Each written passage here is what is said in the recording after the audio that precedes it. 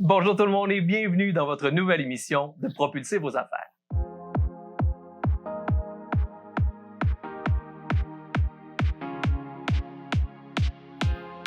Cette semaine, j'ai le grand bonheur de vous présenter un homme dynamique, créatif, mais surtout très humble. Vous découvrirez le parcours d'un passionné devenu entrepreneur aguerri. Cet entrepreneur est en constante recherche d'amélioration et de savoir faire mieux pour le grand bonheur de ses employés et de sa clientèle. Il est le fondateur de l'un des plus importants salons de coiffure de la grande région de Québec, en activité depuis bientôt 30 ans. Il est entouré d'une équipe d'une quinzaine d'employés qui travaillent au quotidien pour le grand bonheur de sa vaste clientèle. Il est propriétaire, fondateur du salon de coiffure Jumbo Jumbo. Danny Fortier, comment vas-tu? Ça va vraiment très bien. Merci d'être avec moi aujourd'hui. Je suis vraiment content d'être là avec toi aujourd'hui. Merci, vraiment, c'est un privilège de t'avoir à mes côtés. Cet être qu'on dit créatif, qu'on dit dynamique, effectivement, on le constate juste à te voir, mais également un entrepreneur aguerri. On parle de 30 ans bientôt d'activité pour Jumbo Jumbo. C'est quoi le parcours de Danny Fortier de ses débuts jusqu'à aujourd'hui, propriétaire de Jumbo Jumbo? Alors, le parcours de Danny Fortier, dans le fond, c'est une personne qui ne savait pas vraiment exactement vers quoi s'en aller au secondaire et qui, à la fin du secondaire, a rencontré un coiffeur très important à Québec qui m'a fortement suggéré, d'après toutes les goûts que j'avais au niveau du domaine de la mode, au niveau des tendances, au niveau du bien-être que j'aime apporter aux autres. Et cette personne-là m'a fortement suggéré de m'en aller dans le domaine de la coiffure et d'y penser fortement. Et c'est ce que j'ai fait. Je suis parti tout de suite après mon secondaire, j'ai fait mon cours de coiffure et déjà un an plus tard, j'étais coiffeur en 1984. Et ce coiffeur-là est devenu cet entrepreneur-là. Par la suite, lorsque tu es rentré dans un salon, est-ce que tu es tout de suite parti à ton compte? De quelle façon tu t'es pris? Non, j'ai pris le temps de prendre l'expérience. Okay. Dans le domaine de la coiffure, souvent, on va commencer à aider les autres coiffeurs à connaître le domaine, le vrai domaine, qui n'est pas tout à fait le même qu'à l'école, comme dans beaucoup de domaines. On apprend. Et après ça, ben, j'ai eu vite et rapidement l'idée que j'avais des bonnes idées pour avancer dans ce domaine-là et d'évoluer avec mon propre commerce. Et à quel moment tu as décidé ou à quel moment cette fibre entrepreneuriale-là que tu avais, tu l'as senti et tu te dis « moi, j'aimerais ça partir à mon compte ». Sérieusement, c'était pas tout de suite dans ma tête. J'ai envoyé ça dans l'univers, comme on le fait souvent. Exact. Je voulais le faire, mais j'avais pas tout de suite eu le déclic de le faire jusqu'au jour où j'ai visité un logement et que cet endroit-là, je suis tombé en amour avec cette pièce-là qui pouvait être facilement transformée en salon de coiffure sur la rue Saint-Jean à Québec. Et à partir de là, en 1991, j'ai ouvert mon salon de coiffure avec 2 coiffeurs pour commencer. Quand même, donc tu n'as pas commencé tout seul à ce niveau-là. Tu t'es tout de suite entouré de gens autour de toi afin de lancer ton propre salon de coiffure. Donc, tu disais en quelle année précisément? 1991. 1991 déjà. Donc, évidemment, comme on mentionnait, bientôt une trentaine d'années en activité. Est-ce qu'aujourd'hui, Jumbo Jumbo, entouré d'une équipe d'une quinzaine de coiffeurs, est-ce que Danny Fortier pratique toujours le métier de coiffeur? Eh bien non. Dans le fond, avec autant d'employés, je pense qu'il faut donner de la place aux employés et les supporter, les aider à avancer. En même temps, c'est un domaine où la clientèle, je pense que c'est important d'être là, présent pour la clientèle, à savoir si le service est adéquat à la hauteur de leur demande. Il y a plein de choses à faire qui fait que le domaine de la coiffure, pour moi, maintenant, c'est d'aider les autres à avancer. Donc, depuis 8 ans, je suis devenu propriétaire. Propriétaire gestionnaire à temps plein. Gestionnaire, c'est ça. Et qu'est-ce qui te plaît le plus de ce volet-là versus la coiffure? Parce que la coiffure, on sentait cette passion-là, cet intérêt-là, comme tu disais, pour la mode, le bien-être. Et aujourd'hui, on se retrouve dans un milieu où tu aides effectivement les autres. Mais qu'est-ce qui te plaît plus? D'avoir du temps. D'avoir du temps, de ne pas être concentré en arrière d'une chaise seulement pour une personne, mais d'avoir du temps à donner à plusieurs personnes qui sont les employés et les clients. Et aussi les réseaux sociaux, qui sont très importants dans le domaine de la coiffure maintenant. Ben, parlons-en donc, les réseaux sociaux, parce que, bon, on le sait, les réseaux sociaux sont venus depuis plusieurs années prendre beaucoup de place dans les échanges commerciaux entre le client et les entreprises. Je sais que tu es très présent sur les médias sociaux. Oui. Combien de temps tu y consacres et qu'est-ce que tu fais avec les médias sociaux? Combien de temps je consacre aux réseaux sociaux? C'est difficile à calculer comme ça parce que je pense qu'on doit toujours être présent du fait que moi, je suis à l'écoute de la clientèle. Dès le moment où une cliente ou un client va écrire sur notre site web ou sur notre page Facebook, je dois être assez présent pour répondre à ces demandes-là. J'aime beaucoup le faire. Dans notre commerce, on veut vraiment essayer de trouver le coiffeur idéal, la personne idéale pour l'employé.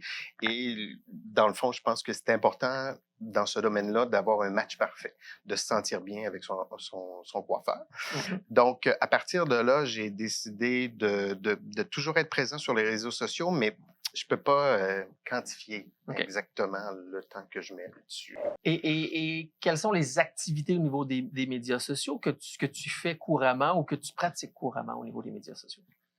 Alors, il faut absolument toujours revoir notre site web, retravailler le site web, améliorer, être toujours à l'écoute des nouveautés et aussi le Facebook. Le Facebook d'un salon de coiffure est très, très, très important. On doit y déposer beaucoup de nouveautés, les travaux qui sont réalisés, les belles performances qui sont réalisées par les coiffeurs au salon, on doit les présenter aussi. J'aime bien présenter aussi la satisfaction de la clientèle parce que beaucoup de nos clients nous écrivent par après pour nous rendre compte de leur satisfaction ou des fois de leur insatisfaction. Et à partir de là, ben moi, j'aime bien aussi donner beaucoup de renforcement positif à mes employés, aux coiffeurs dans le fond, à les encourager, à leur montrer à quel point dans le fond la clientèle est heureuse de leur service. Donc, si je comprends bien, pour vous, chez Jumbo Jumbo, les médias sociaux représentent un levier pour être en mesure d'acquérir la visibilité, pour être en mesure d'entretenir une discussion avec la clientèle, mais tu l'utilises également pour faire du renforcement auprès de tes employés. Oui. Donc, 3 points. Et la clientèle. Renforcement positif au niveau de la clientèle aussi, de comprendre et de voir qu'ils se font coiffer par un coiffeur qui est beaucoup en demande, qui est beaucoup apprécié. C'est vraiment aussi un renforcement positif au niveau de la clientèle. Ils sont au bon endroit. Pour moi, c'est un point très, très important. Je me permets de tourner vers vous pour vraiment mettre de l'ampleur là-dessus parce que souvent, on va dire que pour certaines personnes, les médias sociaux, ben, c'est beaucoup de gestion et on parle beaucoup de visibilité. Puis des fois, il y a des gens qui disent, moi, les médias sociaux... Mais là, ici, on voit un exemple concret de 4 points qui est super important, c'est-à-dire la visibilité. Si on le sait à quel point au niveau des médias sociaux, cette visibilité-là est importante. Deuxièmement, de travailler, comme on disait, à faire du renforcement, donc sur 2 niveaux, c'est-à-dire autant au niveau de la clientèle, mais qu'au niveau également des employés, qui est le deuxième point. Et le dernier point, comme tu disais, c'est de devenir finalement une vitrine pour donner, en fin de compte, d'aller rechercher des informations positives qu'on peut avoir pour engager une conversation, un dialogue avec la clientèle cible pour lequel finalement on décide, avec laquelle, pardon, on décide de travailler. Donc, pour toi, les médias sociaux sont un levier important de développement? Est-ce que c'est Énormément. Énormément? On peut pas, dans mon domaine, un domaine qui est toujours à l'affût des tendances, on peut pas passer à côté d'un site web, on peut pas passer à côté d'un compte Instagram et d'un compte Facebook. C'est très, très important. Je le dis régulièrement, puis je me permets de le dire, il faut juste comprendre une chose, c'est qu'aujourd'hui, le volet Internet, le volet médias sociaux est une vitrine incroyable. Il faut juste comprendre une chose, c'est qu'aujourd'hui, en consommation, 70% de la clientèle va consommer au préalable sur Internet avant de vous déplacer dans n'importe quel commerce. Donc, on a encore une fois ici un exemple concret où, effectivement, le magasinage, qu'on peut dire, se fait beaucoup sur Internet et sur les médias sociaux parce que beaucoup de nous, notre premier réflexe, c'est d'aller vers notre ordinateur ou encore auprès de notre entourage immédiat. C'est ce que je dis très régulièrement.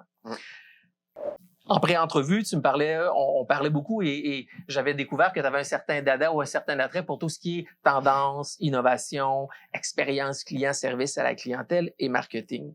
Quelle place tout ça prend dans ta gestion au quotidien chez Jumbo Jumbo? a beaucoup de place et par plaisir. Je le fais OK. vraiment par plaisir. J'adore bien servir ma clientèle. J'aime vraiment que les gens soient bien. Alors oui, je prends beaucoup de temps pour ça et j'en fais une belle réalisation de mes journées. Ben justement, peux-tu nous donner un exemple concret d'une intervention ou de ce que tu peux faire effectivement pour le bénéfice de la clientèle et du salon?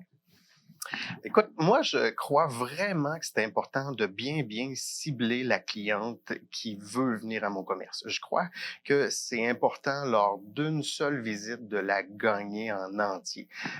Les gens dans le domaine de la coiffure en particulier, peut-être dans les autres domaines aussi, mais vont se présenter une fois et on a la chance, on a 20% des chances que ces gens-là reviennent. Exact. Si on travaille fort, on va réussir à monter ce pourcentage-là. C'est très important.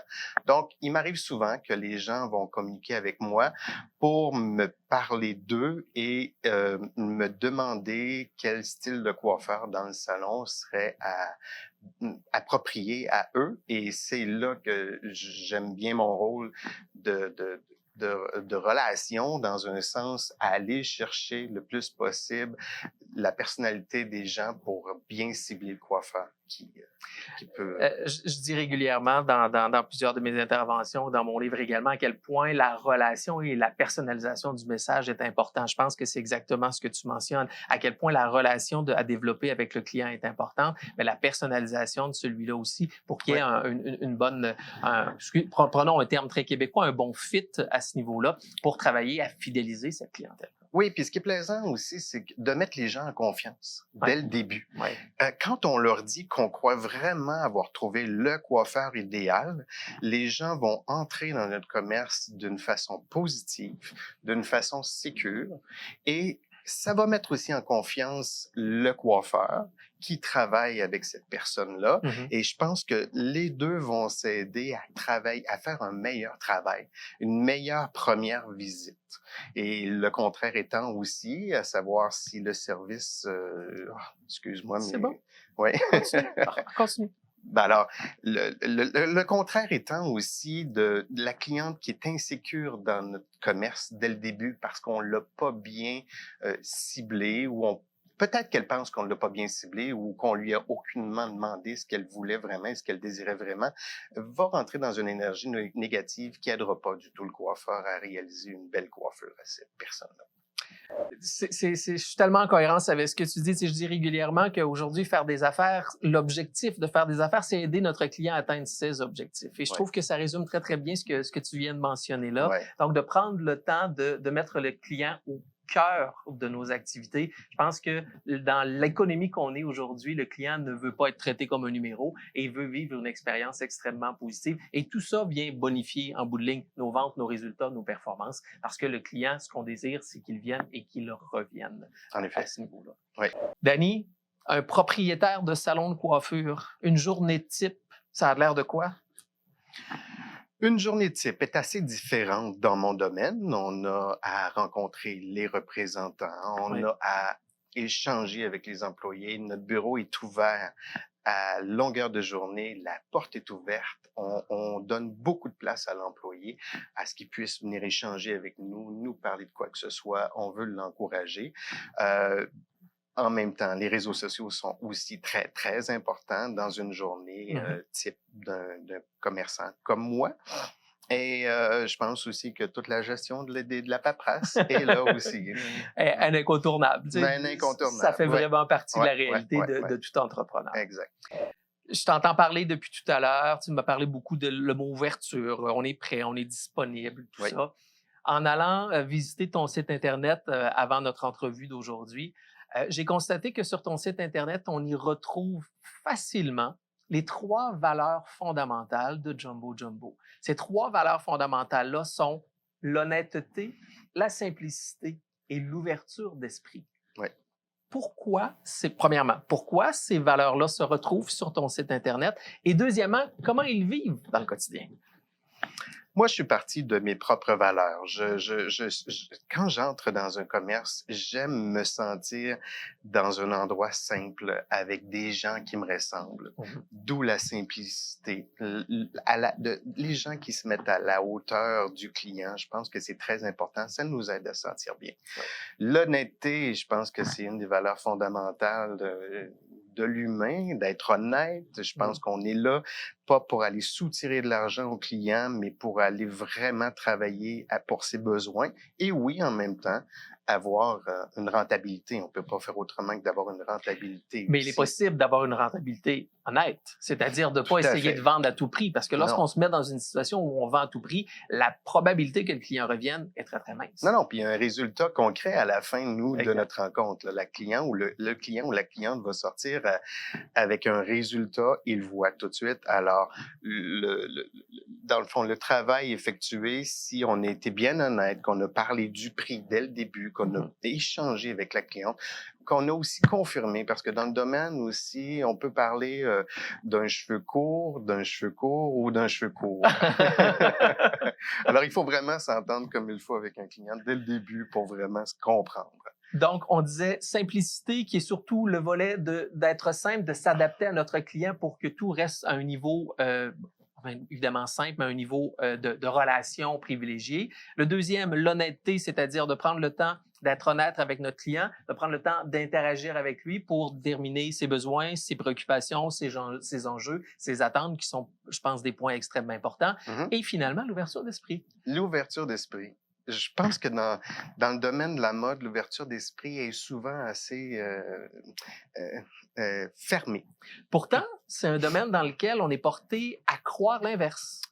Je comprends, mais dans le domaine des salons de coiffure, comme le mien, moi, je veux permettre à tous d'être bien, d'être beau et aussi d'être, comment dire, à la hauteur de ses moyens. Okay. Alors, on peut essayer d'être ouvert avec quelqu'un qui n'a pas tant de moyens et de réaliser quand même une belle coiffure. Je pense, en tout cas, mettre encore plus l'emphase là-dessus dans les prochaines années sur le fait que j'aime pas le côté glamour d'un salon de coiffure qui veut uniquement aller chercher une clientèle cibler trop parfaitement les clients glamour. C'est pas mon style, c'est pas le style du salon de coiffure. Et je veux que les gens simples et qui se sentent pas si beaux et si glamour et tout ce qui va avec ça se sentent bien dans mon commerce. En d'autres mots, ce que tu es en train de me dire, c'est que chacune de tes trois valeurs dicte vos actions au quotidien. Tout à fait. Tout à fait. Et c'est super important parce que on dit souvent des valeurs d'entreprise et souvent on dit c'est des mots qui sont mis sur une feuille de papier, mais pourtant les valeurs d'une entreprise c'est elles qui guident nos actions, qui guident nos gestes au quotidien. Et pour moi, c'est ce qui rend effectivement l'authenticité de l'entrepreneurship ou l'authenticité de l'organisation vraiment au cœur de ces préoccupations-là et des décisions, donc des activités professionnelles de l'entrepreneur. Denis, quel regard poses-tu aujourd'hui sur le domaine de la coiffure, mais sur le domaine des affaires en général? Peut-être sur deux étapes. Premièrement, sur le domaine de la coiffure, comme tu viens de le mentionner, peut-être que tu aimes moins le volet un peu plus glamour, mais en général, quel regard poses-tu sur le domaine de la coiffure et sur le domaine des affaires en général? Alors, dans le domaine de la coiffure, présentement, je pourrais dire qu'il y a une perte de professionnalisme dans les années, depuis les années 2000, on sent une perte de professionnalisme du domaine. Mais je pense fortement qu'il y a un bon espoir pour le futur. Est-ce que cette perte de professionnalisme-là vient également par un volet d'une pénurie d'employés? Parce que je pense effectivement que c'est plus difficile aujourd'hui de recruter en coiffure. Est-ce que ça a une cohérence? Ouais. Une pénurie, une mauvaise gestion des salaires, une mauvaise gestion des impôts. Alors, je veux pas y aller trop large là-dedans, mais... Je sens qu'il peut y avoir un grand débat derrière la coiffure. Il y a un grand débat présentement. Oui, effectivement, je pense qu'il y a un grand débat qui se fait à ce niveau-là. Donc, je comprends le volet plus prudent à ce niveau-là. Mais moi, ce que je t'amènerais à ce moment-là, c'est vers le domaine des affaires. Comment tu vois le domaine des affaires? Tu es un entrepreneur, oui, en coiffure, mais généralement, comment tu vois le domaine des affaires aujourd'hui? Moi, je le vois comme énergisant. Je le vois comme... moi, j'ai eu une estime de moi depuis que j'ai vraiment gagné en estime de moi depuis que je suis en entreprise comme ça. Personnellement, j'étais pas quelqu'un qui était très d'équipe quand j'étais jeune.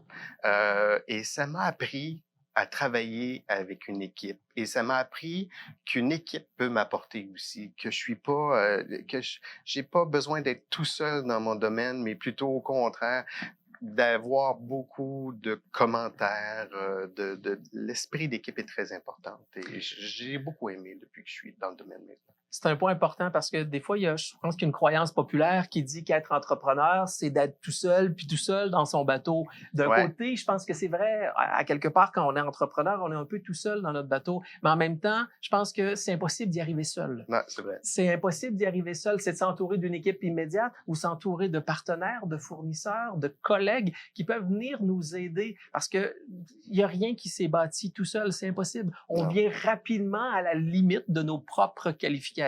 Et c'est là qu'il faut aller chercher nos complémentarités et d'aller s'entourer d'une équipe qui vont nous aider à grandir. Et d'être à l'écoute et d'être ouvert.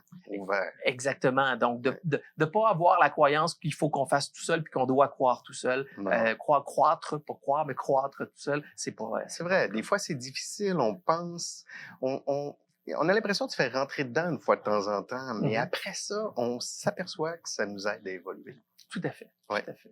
Danny, en terminant, si tu avais 2 ou 3 conseils à prodiguer à de nouveaux coiffeurs qui veulent partir en affaires ou n'importe qui, un travailleur autonome, un professionnel actuellement qui a envie de se lancer en affaires, ça fait 30 ans que tu es en affaires, tu as eu les hauts, tu as eu les bas probablement.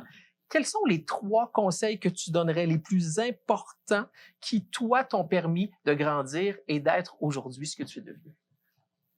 Premier conseil, c'est écouter. Parce que si j'avais écouté tout le monde dans mon entourage à partir du moment où j'ai eu ces pensées-là de partir en entreprise, j'ai préféré m'écouter que d'écouter les conseils des gens qui sont un petit peu plus sur la réserve habituellement. Ça, c'est un point super important et qui est, je vous dirais, très fréquent quand on parle à des entrepreneurs, c'est d'écouter sa voix. Il y a des gens autour de nous qui sont là pour nous aider, pour nous donner des bons conseils, mais qui parfois, je pense, nous transmettent leur peur et leur crainte, parce qu'à quelque part, partir en affaires, c'est se lancer en bas du nid. Hein? Donc, par moment, il y a certaines personnes de notre entourage qui, remplis de bonnes intentions, vont peut-être à ce moment-là plutôt agir comme un frein. Donc, gardez votre petite voix intérieure. Prenez le temps de bien l'écouter. Je pense que c'est ce que tu veux exprimer à ce niveau-là. Donc, le premier conseil de Danny Fortier, c'est écouter. Ensuite, avoir du plaisir. Avoir du plaisir à le faire. Je crois vraiment que c'est toujours plaisant d'innover, d'aller chercher des nouveautés, de vouloir être meilleur. J'ai vraiment l'impression qu'on peut avoir du plaisir et de le sentir, de vraiment vivre ça quand on a un commerce. Tu me permets une petite suggestion? Oui. Tu parlais tout à l'heure de tes valeurs fondamentales, honnêteté, simplicité, ouverture d'esprit. Oui. J'ai la forte impression que la 4e dans l'équipe de Jumbo Jumbo et chez Danny Fortier, c'est le plaisir. Oui, c'est vrai, c'est vrai. L'écoute et le plaisir. Ensuite? Et ensuite, la 3e, c'est de se dépasser. De se dépasser sans cesse, d'être fier d'évoluer. D'évoluer toujours, c'est un plaisir. Est-ce que pour toi, se dépasser signifie se mettre en danger, c'est-à-dire sortir de sa zone de confort? Tout à fait, vraiment. Ça peut pas être plus que ça. C'est vraiment super important ce que Danny vient de dire parce que très souvent, des entrepreneurs, c'est des choses qui nous reviennent régulièrement. Sortir de sa zone de confort est un point vraiment important parce que c'est là qu'on va faire des gains, c'est là qu'on va se dépasser, c'est là qu'on va se réaliser davantage. Totalement. C'est une certaine jouissance. Oh, intéressant. Danny, en terminant, où on peut te rejoindre, où on peut découvrir Jumbo Jumbo pour les gens, bien évidemment pour ceux qui sont d'un peu partout en région, à Montréal, ou encore une fois en Europe, bien, sachez que Jumbo Jumbo a pignon sur rue sur la rue Saint-Jean à Québec. Tout à fait. Donc, on peut te rejoindre. Quelle adresse? Le 165 rue Saint-Jean. OK. Et je pense que le site web est ce qu'il y a de plus important. Tout est là. Toutes les informations, les images de mon commerce sont là-dessus. Alors, salonjumbojumbo.com. salonjumbojumbo.com. Vous le retrouverez également sur Facebook à Oui. salonjumbojumbo.com et sur Instagram. Danny Fortier, Merci. merci de ta générosité. Merci Un plaisir. infiniment d'avoir Un plaisir. été présent. Je vous répète les 3 points de Danny qui dit pour être en mesure de bien performer. Danny nous disait 1, s'écouter, prendre le temps de véritablement s'écouter. Deuxièmement, avoir du plaisir. Et troisièmement, se dépasser et sortir de sa zone de confort. Des conseils tout à fait judicieux. Et voilà, c'est ce qui met un terme à cette entrevue. Je vous dis, mesdames et messieurs, à une prochaine pour propulser vos affaires. Ciao!